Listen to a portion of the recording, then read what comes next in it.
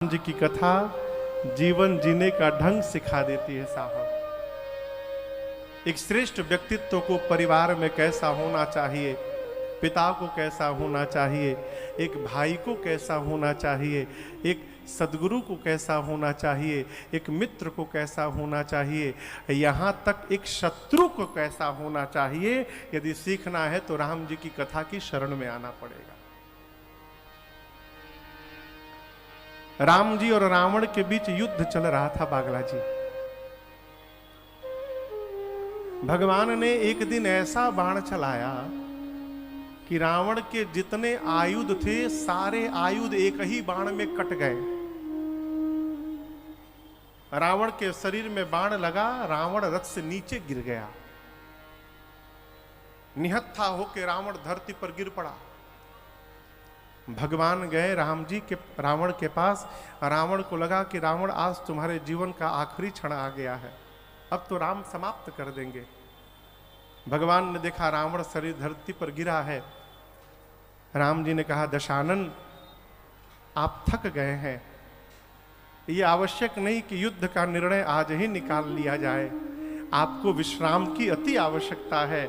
इसलिए अपने रथ पर बैठिए और लौटिए अपने लंका में जाइए, रात में विश्राम करिए, कल प्रातः काल ऊर्जा के साथ आइएगा, फिर से लड़ा जाएगा, मैं यहीं पर हूं।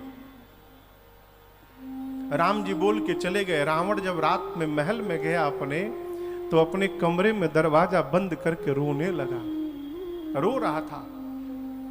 मंदोदरी आई, मंदोदरी ने देखा मेरे पति के नेत्र में आंसू। कहा, प्रभु जीवन में पहली बार आपके नेत्र में आंसू देखा मैंने, आपके रोने का कारण?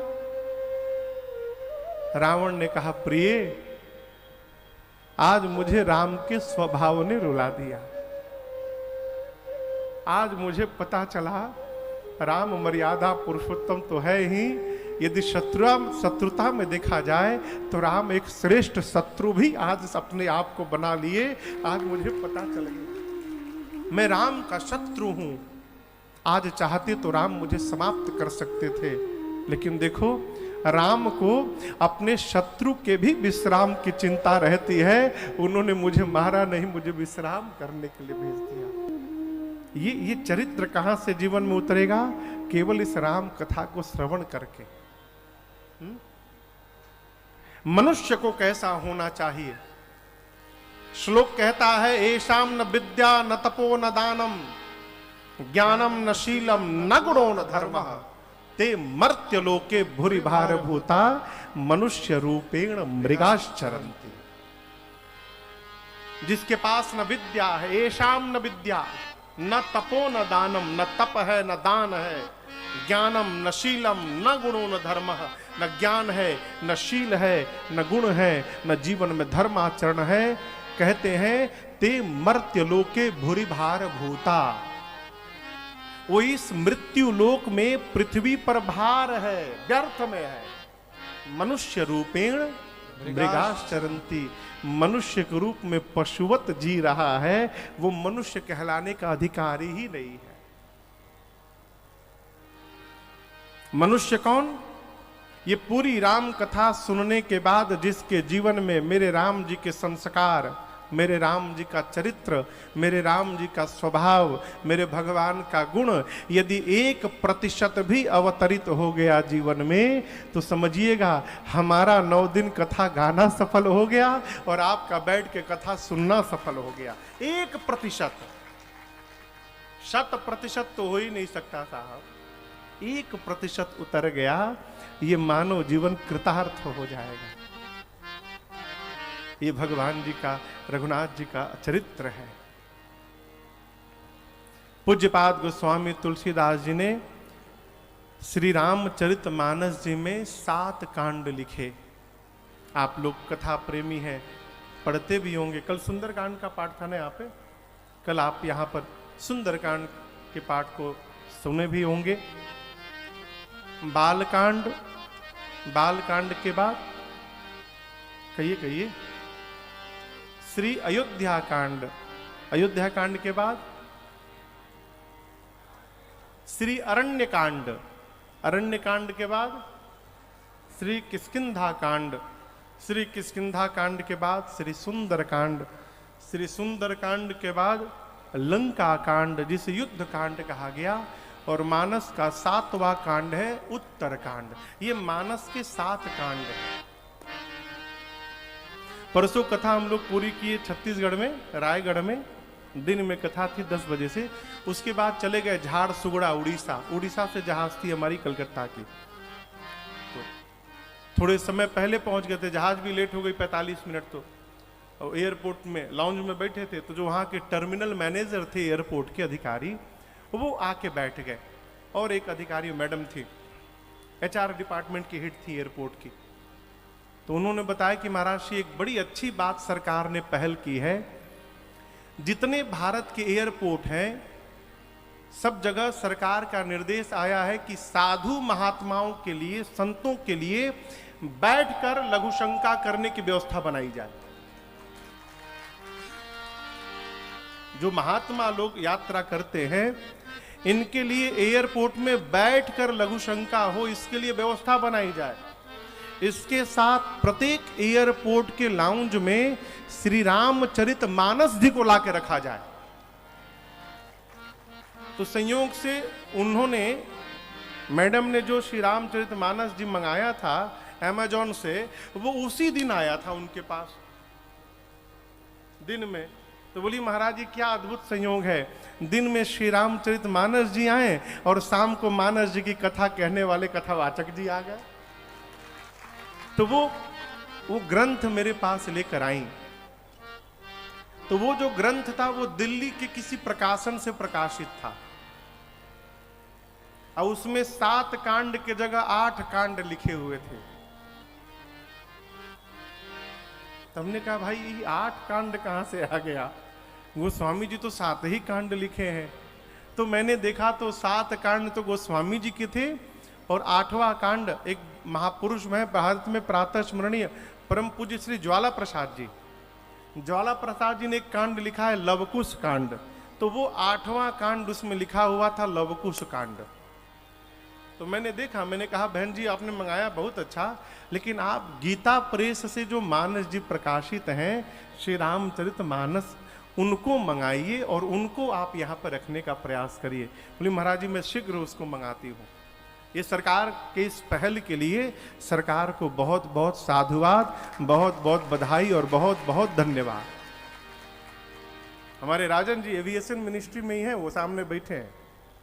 भारत दिल्ली में मिनिस्ट्री में, एविएशन मिनिस्ट्री में, यही हमारा सब टिकट उकिट लॉक कराते हैं, एयरपोर्ट में मिलते हैं, पकड़ते हैं, उठाते बैठाते हैं। तो आपको बहुत बहुत बधाई, आपके मंत्रालय को जय जय। गोस्वामी जी ने 8 नहीं 7 कांड लिखे मानस में। समझिएगा, मानस में मैया का परित्याग नहीं हुआ है। लोग कहते हैं राम जी ने सीता जी को छोड़ दिया, मानस में उल्लेख नहीं है। क्यों?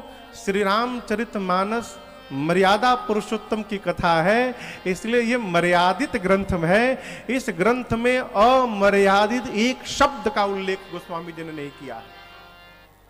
इसलिए जीवन में उसी, देखिए बहुत जान लेना ये बहुत बड़ी बात नहीं है, व्यवस्थित जान लेना ये बड़ी बात है।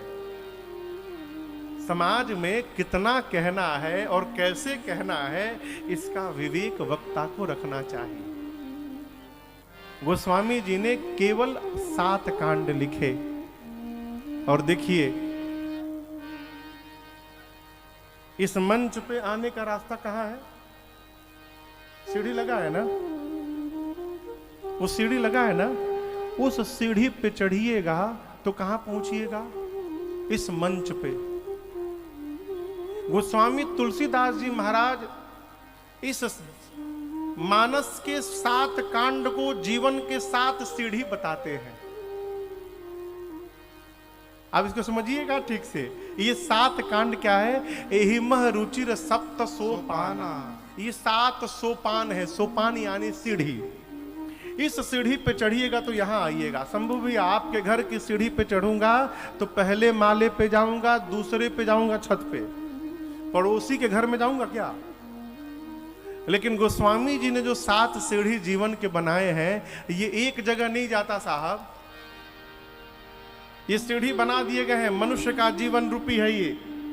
और इस शरीर को प्राप्त करके, इस शरीर रूपी सीढ़ी को प्राप्त करके स्वर्ग नरक अपवर्ग नसेनी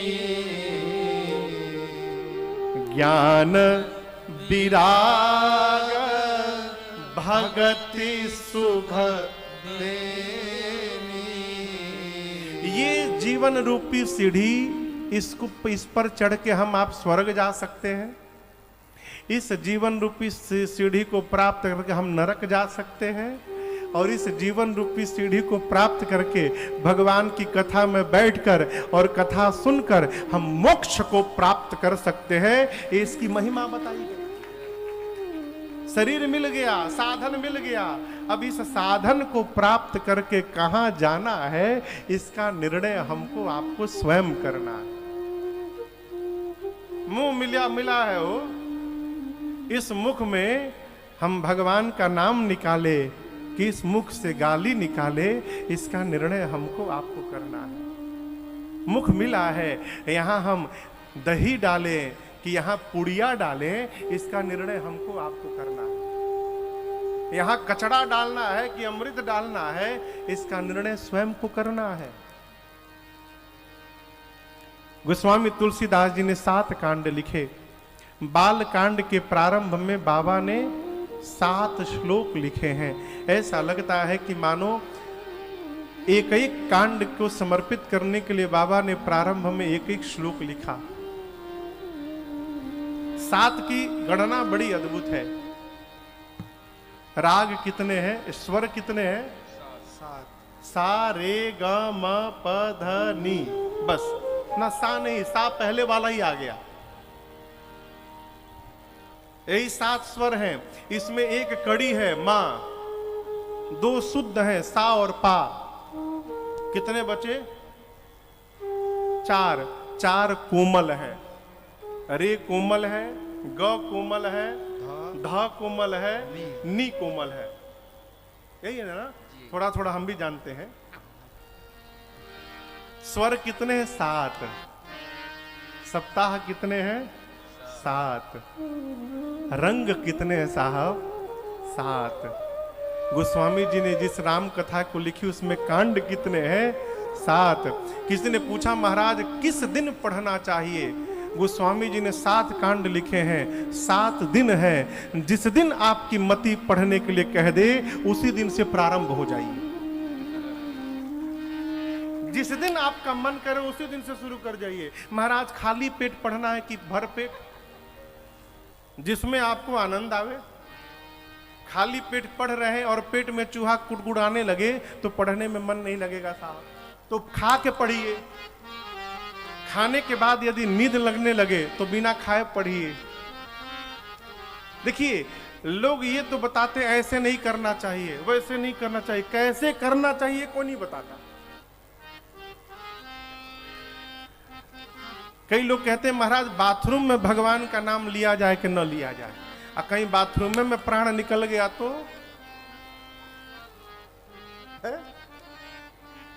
देखिए किसी को बात बुरी लगे तो क्षमा करिए। जिस दिन मन करे, सवेरे मन करे सवेरे पढ़िए, रात में मन करे रात में पढ़िए, दोपहर में मन करिए दोपहर में पढ़िए, गाड़ी में मन करे गाड़ी में पढ़िए, बिस्तर पे मन करे बिस्तर पे पढ़िए। कैसे पढ़ना है इस पर मत समझिए, पढ़ना है इस पर जोर दीजिए और पढ़ना प्रारंभ करिए। गोस्वामी जी ने 7 कांड लिखे। बाल कांड के प्रारंभ में बाबा ने पहला श्लोक लिखा, वर्णानामर्थ संघाना रसानाम छंद सामपि मंगलानाम च करतारो वंदे वाणी विनायको। प्रथम श्लोक में देखिए यहां पर गोस्वामी जी ने मानस को प्रारंभ किया वर्ण से। वर्णानाम अर्थ संघा नाम, मानस प्रारंभ कहां से हो रहे हैं? वर्ण से। पूरा कहां किया गोस्वामी जी ने? अंतिम छंद का, श्लोक का अंतिम पंक्ति, ते संसार पतंग घोर किरण अर्दहयन्ति नो मानवा। वर्ण शब्द से प्रारंभ करके गोस्वामी तुलसीदास जी महाराज मानव शब्द पर पूर्ण कर रहे हैं। और ये अकारण गोस्वामी जी ने नहीं किया। बाबा कहना चाहते हैं वर्ण कोई भी हो, ब्राह्मण का हो, क्षत्रिय का हो, वैश्य का हो अथवा सेवक का हो, कोई भी वर्ण हो, जब तक वो मानस जी को पढ़कर इस मानस के सिद्धांत को जीवन में नहीं उतारेगा, तब तक वो मानव कहलाने का अधिकारी नहीं। वर्ण से प्रारंभ करके कथा जीवन में उतरती गई, तब जाकर अंत में मनुष्य मनुष्य कहलाया। ये मानस के प्रारंभ और अंतिम शब्द का रहस्य है। एक महापुरुष, मैं बहुत पहले की बात बताऊं, एक महापुरुष बोले महाराज वर्ण में व शब्द पहले ब, अब मानव में म। तो शंकर जी के सामने बम बम इसलिए बोलते हैं कि ब से वर्णा नाम अर्थ प्रारंभ हो गया, अब म से अंत में मानव आ गया। तो बम कहने से बाबा को लगता है कि इसने पूरा श्री रामचरितमानस मुझे सुना दिया, इसलिए बाबा गदगद हो जाते हैं। महापुरुषों का चिंतन हो।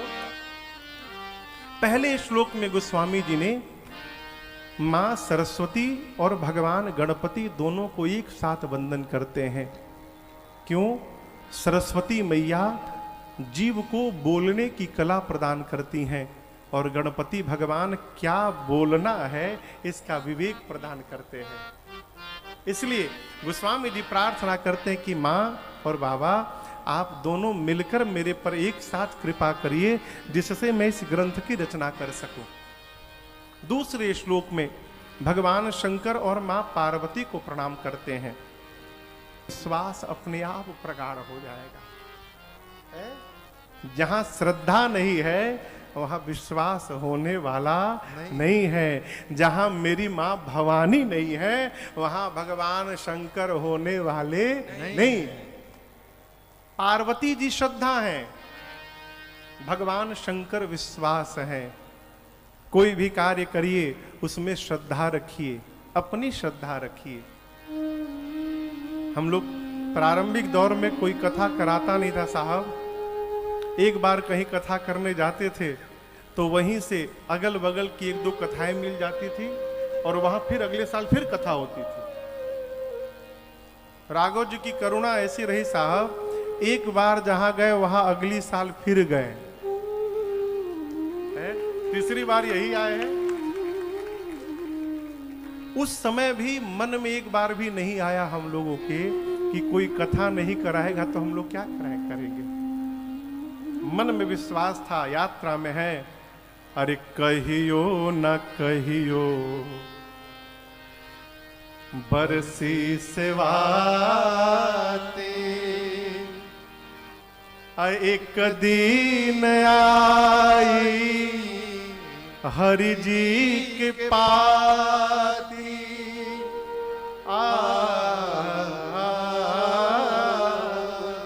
एक दिन आई है राजन, आजू चाहे जहिया, एही से रहिया के हम बहारल करीना।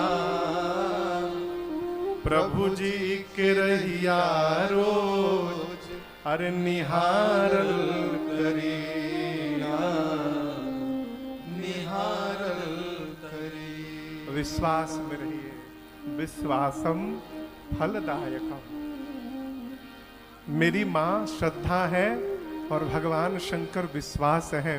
गोस्वामी जी कहते हैं मैं श्रद्धा रूपी माँ भवानी और विश्वास रूपी भगवान शंकर के चरणों में बारंबार प्रणाम करता हूँ। हे मैया और बाबा, आप दोनों लोग मेरे पर मिलकर कृपा करिए कि मैं इस श्री रामचरितमानस की रचना पूरी कर सकूं। दूसरा श्लोक, तीसरे श्लोक में भगवान शंकर को पुनः प्रणाम किया, लेकिन गुरु स्वरूप में। वंदे बोधमयम नित्यम गुरुम शंकर रूपिणम। गुरु कौन? गुरु कौन? देखिए, अभी हमसे एक लोग मिले खरसिया में, बोले महाराज हमको दीक्षा लेनी है। हमने कहा भैया जी अभी तो पितृपक्ष चल रहा है, पितृपक्ष में तो दीक्षा होगी नहीं। तो बोले महाराज एक प्रश्न है, हमने पहले गुरु दीक्षा ले रखी है, पहले गुरु जी अब नहीं रहे, तो क्या हम दीक्षा ले लें? हमको बिल्कुल मत लीजिए, गुरु जी नहीं है, गुरु जी के द्वारा दिया हुआ कान में मंत्र तो आपके पास है, वो मंत्र ही आपके लिए सदगुरु है, जपिए। तो बोले महाराज माई कह रही थी 21 गुरु बना सकते हैं। हमने क्या मतलब? तो माई बोली 21 बार दीक्षा ले सकते हैं। हम कि किसने कह दिया? तो मेरी माँ ने कहा। हमने कहा माँ को समझने में भूल हो गई और आपको सुनने में भूल हो गई। दत्तात्रेय भगवान के 21 गुरु थे, यानी 21 गुरुओं से कान नहीं फुकवाए थे। वो जिससे अपने जीवन में कुछ अच्छाई प्राप्त करते थे, जिससे कुछ सीखते थे, उसको अपना गुरु मान लेते थे। उन्होंने सांप को भी गुरु माना अपना। तो क्या 21 गुरु हो गए, 21 बार कान फुकवाए? नहीं, दीक्षा जीवन में एक बार होती है। आपके गुरु शरीर नहीं है, गुरु के प्रति आपकी जो श्रद्धा और विश्वास है, वो विश्वास आपके लिए सदगुरु है। मंत्र मिला उसका जप करिए। बाबूजी, गुरु कौन? गु यानी अंधकार और रू यानी प्रकाश। जो हमारे जीवन के अंधकार को प्रकाश में परिवर्तित कर दे, उस सत्ता का नाम है सदगुरु। जो अंधकार को प्रकाश में बदल दे, अंधकार हटा के प्रकाश न लाए। इसको समझिएगा, अंधकार बोल के कुछ होता ही नहीं है साहब। अंधकार कुछ नहीं है। यदि अंधकार को परिभाषित किया जाए तो कहा जाएगा कि प्रकाश की अनुपस्थिति को अंधकार कहते हैं। अंधकार कुछ है नहीं, प्रकाश नहीं है, तो प्रकाश के न होने को अंधकार कहा जाता है। अंधकार का अपना कोई अस्तित्व नहीं। एक बार अंधकार गया भगवान के पास, कहा प्रभु ये प्रकाश हमको बहुत परेशान करता है, हमारे पीछे पड़ा रहता है। भगवान बोले रुको, यहीं पर रुको, अभी तुम्हारे सामने फैसला करता हूं, बुलाओ प्रकाश को। जैसे प्रकाश आया अंधकार गायब। भाई प्रकाश आएगा तो अंधकार कहां टिकेंगे? जैसे भगवान ने प्रकाश को बुलाया, बोले अंधकार कहां गए हो? प्रकाश बोले प्रभु यदि उनको समस्या है तो बुलाइए हमारे सामने, वो हमारे सामने टिक ही नहीं सकते। अर्थात गुरु कौन? हमारे जीवन की निराशा को ही जो आशा में परिवर्तित कर दे, वो हमारा सदगुरु है। आगे बढ़ने की जो आस जगा दे, वो हमारा सदगुरु है। भगवान शंकर तीनों लोक के सदगुरु हैं। तुम त्रिभुवन गुरु वेद बखाना। ये बात मां पार्वती जी ने शंकर जी से कही है। बाबा आप त्रिलोक के गुरु हैं। शंकर भगवान को देखने से हमको जीवन जीने का ढंग पता चलता है। अरे झंझट से भाग जाना सब लोग बताते हैं। अच्छा ही बताओ, भाग के कहां जाओगे? झंझट से भाग के कहां जाइएगा? जहां जाइएगा वहां झंझट नहीं है, वहां महाझंझट। लोग 4 कमरे का फ्लैट छोड़ के, घर छोड़ के जाते हैं, 500 कमरे का आश्रम बन रहा है। आप सोचिए छूटा क्या? क्या छोड़े? अरे झंझट से भाग जाना सब लोग बताते हैं, झंझट में बच के रहना, झंझट में बच के रहना, बाबा से सीख जाए, हर हाल में खुश रहना। कुछ नहीं है, न रहने के लिए घर है, न कोठी है, न झोपड़ी है, न गाड़ी है, न घोड़ा है, न जमीन है, न जायदाद है। एक महापुरुष हमको एमपी में बोले, महाराज पार्वती जी शादी करके गई, बाबा से बोली बाबा घर द्वार कुछ भी नहीं। बाबा बोले देवी प्लॉट तो बहुत खरीदा मैंने, लेकिन घर नहीं बना पाया। अब देखिए बाबा के कई प्लॉट है, पेड़ के नीचे प्लॉट, जहां पत्थर रख दीजिए वहीं शंकर भगवान बैठे हैं। शंकर जी बोले प्लॉट तो बहुत लिया लेकिन घर नहीं बनाया है? अरे हर हाल में खुश रहना, मेरे बाबा से सीख जाए, हर हाल में खुश रहना। जो आया बाबा ने उसको सब कुछ दिया और अपने पास आनंद में रहते हैं। अरे धन धन भोला नाथ बांट दियो,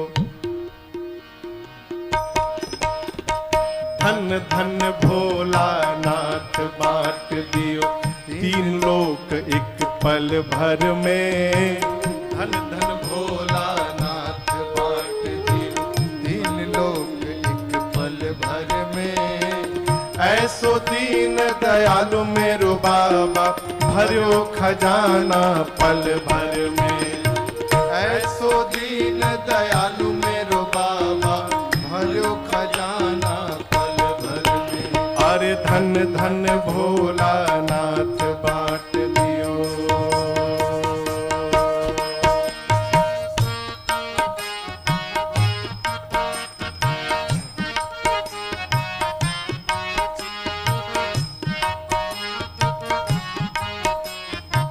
बाबा ने किसको क्या दिया? साधक कहता है प्रथम वेद ब्रह्मा को दे दिए, बन वेद के अधिकारी, विष्णु को दिया चक्र सुदर्शन, लक्ष्मी सी सुंदर नारी। प्रथम वेद ब्रह्मा को दे दिए, बन वेद के अधिकारी, विष्णु को दिया चक्र सुदर्शन, लक्ष्मी से सुंदर नारी। और इंद्र को दिया कामधेनु, ऐरावत सा बलकारी, और कुबेर को किया आपने सारी संपत्ति का अधिकारी। और इंद्र को किया कामधेनु, ऐरावत सा बलकारी, और कुबेर को किया आपने सारी संपत्ति का अधिकारी। आप भजन में मस्त रहे, आप भजन में मस्त रहे, और भंग पिए नित खप्पर में, ऐसो दीन दयालु मेरो बाबा, भरो खजाना पल भर में, धन धन भोला नाथ बांट दियो, तीन लोक एक पल भर में, ऐसो दीन दयालु मेरो बाबा, भरो खजाना पल भर में, धन धन भोला नाथ बांट दियो। अरे धन धन भोला नाथ बांट दियो, अरे धन धन भोला नाथ बांट दियो। अपने पास में वस्त्र न रखते, हम मस्त रहें बाघंबर में, ऐसो दीन दयालु मेरो बाबा, भरो खजाना पल भर में। माई बाप,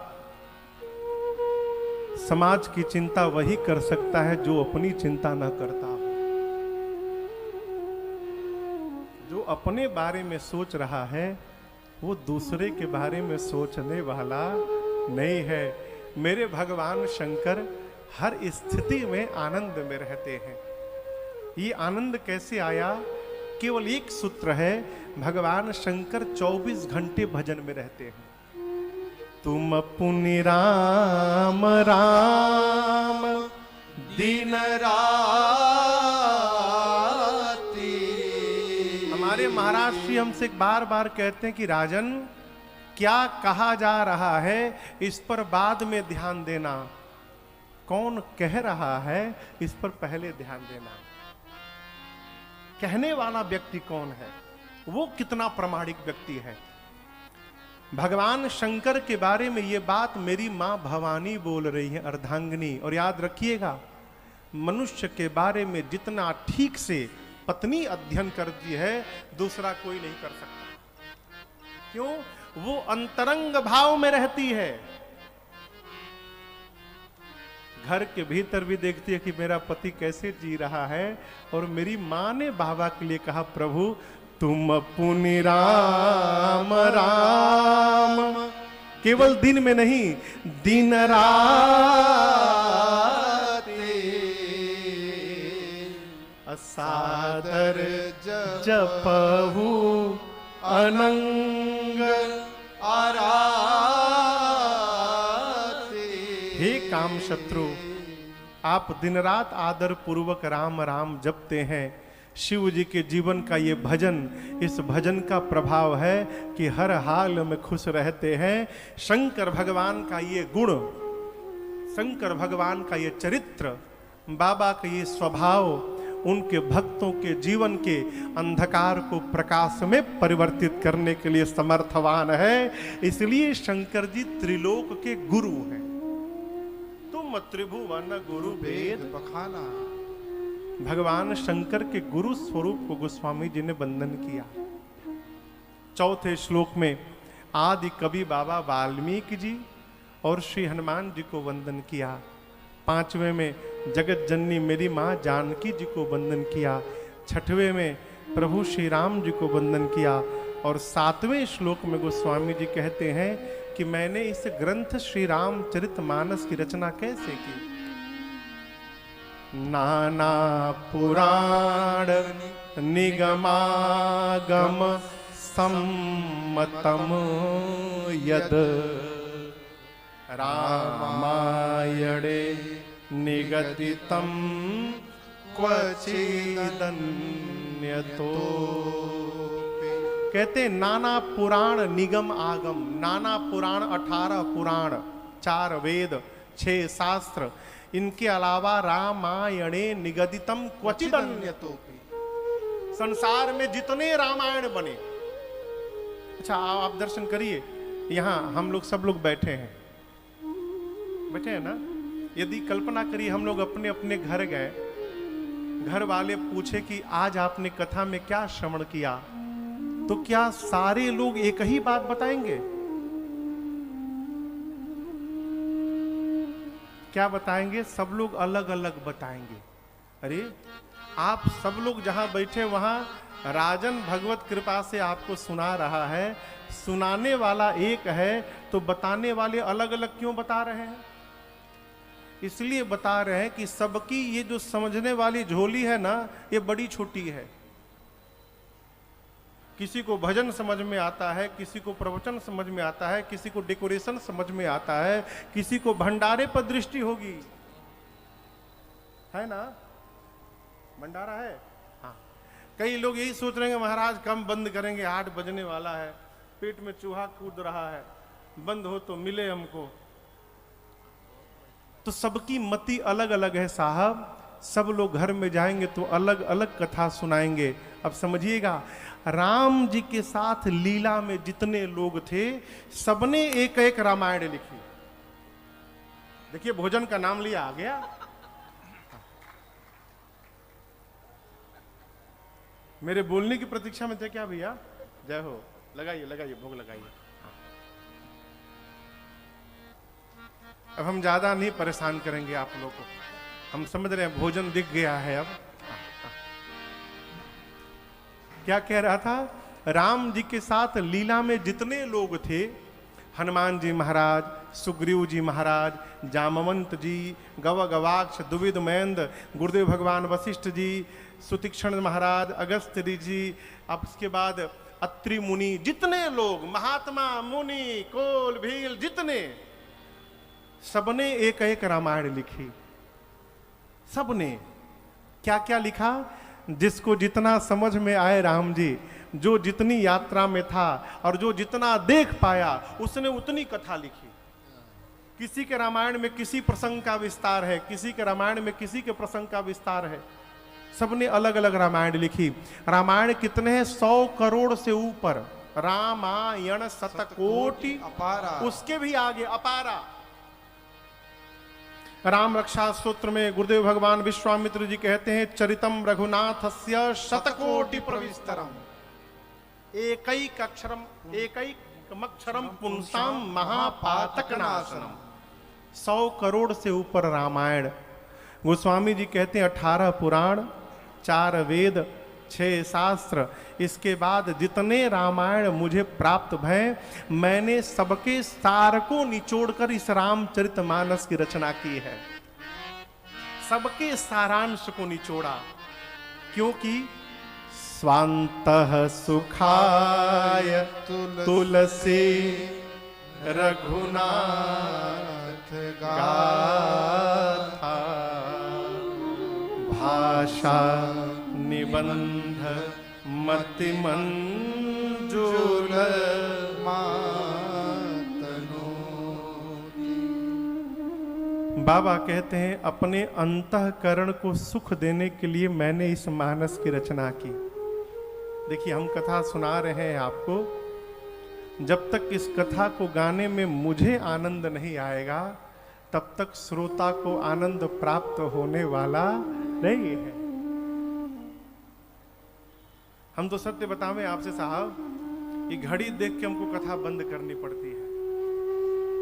रिंधिया नहीं तो सत्य बतावे कथा बंद करने का मन नहीं होता है। मन होता है कथा होती रहे है।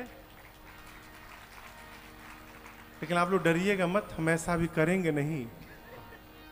भोग लग गया है। गोस्वामी जी स्वांतः सुखाय तुलसी रघुनाथ गाथा, अपने अंतःकरण को सुख देने के लिए। यहाँ स्व के कई अर्थ हैं। स्व का अर्थ है आत्मा, स्व का अर्थ है आत्मीय, स्व का अर्थ है मानव। अपनी आत्मा के सुख के लिए, अपने लोगों के सुख के लिए, मानव जाति को सुख देने के लिए गोस्वामी तुलसीदास जी ने श्री रामचरितमानस की रचना की। इसके बाद पंचदेव उपासना में 5 सोरठे लिखे। फिर वंदनाक्रम प्रारंभ किया बाबा ने। ब्राह्मण गुरु चरण रज की वंदना की, ब्राह्मण समाज की वंदना की, संत समाज के गोस्वामी जी ने वंदना की। देखिए संतों को गोस्वामी जी चलता फिरता प्रयाग कहते हैं। प्रयाग जानते हैं कहाँ है? प्रयाग कहाँ है? इलाहाबाद में। बहुत सही। प्रयाग है उत्तर प्रदेश में। प्रयाग कहाँ है?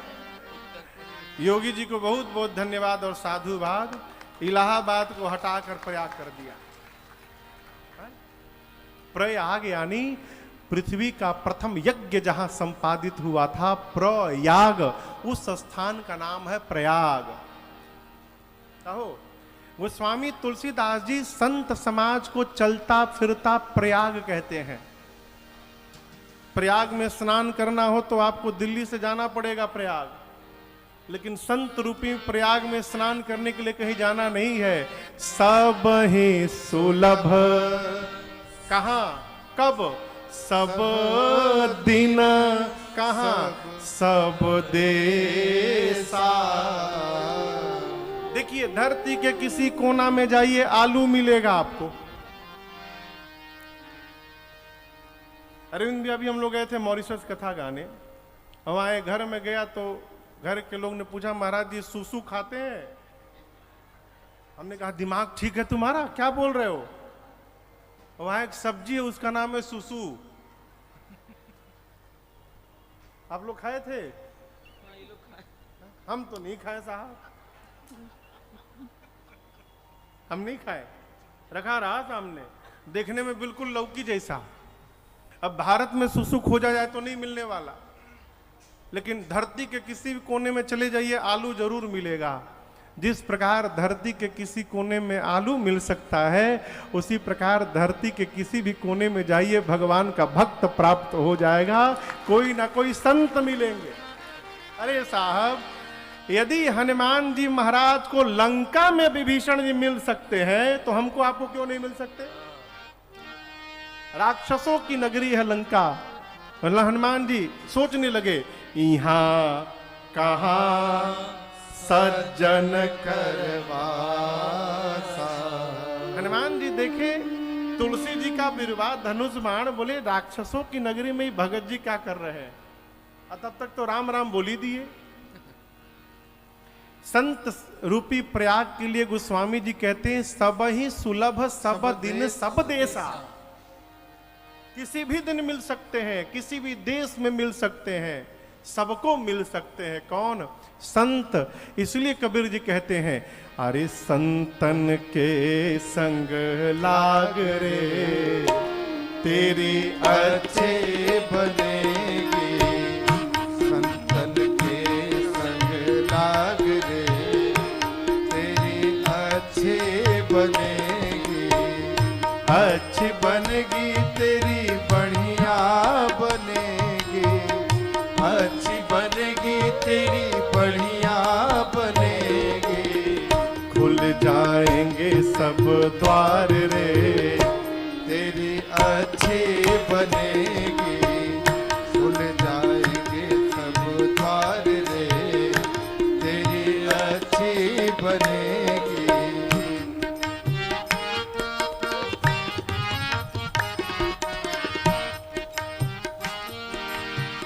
ध्रुव की बनी प्रहलाद जी की बन गई। ध्रुव की बनी प्रहलाद जी की बन गए। ध्रुव की बनी प्रहलाद जी की बन गई। ध्रुव की बनी प्रहलाद जी बन गए। राम भजन में लाग रे तेरी अच्छी बनेगी। राम भजन में लाग रे तेरी अच्छी बनेगी। संतन के संग लाग रे तेरी अच्छी बनेगी।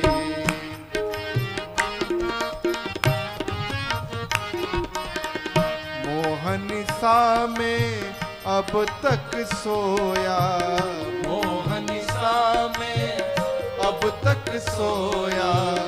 मोहन सा में अब तक सोया। मोहन सा में अब तक सोया। अब जाग सके तो जाग रे तेरी अच्छी बनेगी। जाग सके तो जाग रे तेरी अच्छी बनेगी। संतन के संग लाग रे तेरी अच्छी बनेगी। कहत कबीर राम भजन में। कहत कबीर राम भजन में। कहत कबीर राम सुमिरन में। कहत कबीर राम सुमिरन में। अब पाग सके तो पाग रे तेरी अच्छी बनेगी। पाग सके तो पाग रे तेरी अच्छी बनेगी। संतन के संग लाग रे तेरी अच्छी बनेगी। बहुत सुंदर, क्या बात। अरे संतन के संग लाग रे सबकी अच्छी बनेगी। संत है, सतसंगति को गोस्वामी जी पारस मणि बताते हैं। संत क्या है? पारस मणि। पारस मणि क्या करता है? लोहा को सोना बनाता है ना, लेकिन संत में और पारस मणि में एक अंतर है। क्या अंतर है साहब? पारस मणि लोहा को तो सोना बना देता है, परंतु जो लोहा सोना बदलता है उस सोने में ये गुण नहीं देता है कि तुम भी जिस लोहे को छुओगे वो सोना बन जाएगा, ये गुण नहीं देता। लेकिन संत वो पारस मणि है माई बाप, जो मूर्ख को स्पर्श करके विद्वान तो बनाते हैं और साथ में उसमें ये भी गुण दे देते हैं कि आगे तुम भी जिस मूर्ख को स्पर्श करोगे तुम्हारे सत्संग से वो भी विद्वान बनता रहेगा। ये महिमा बताई।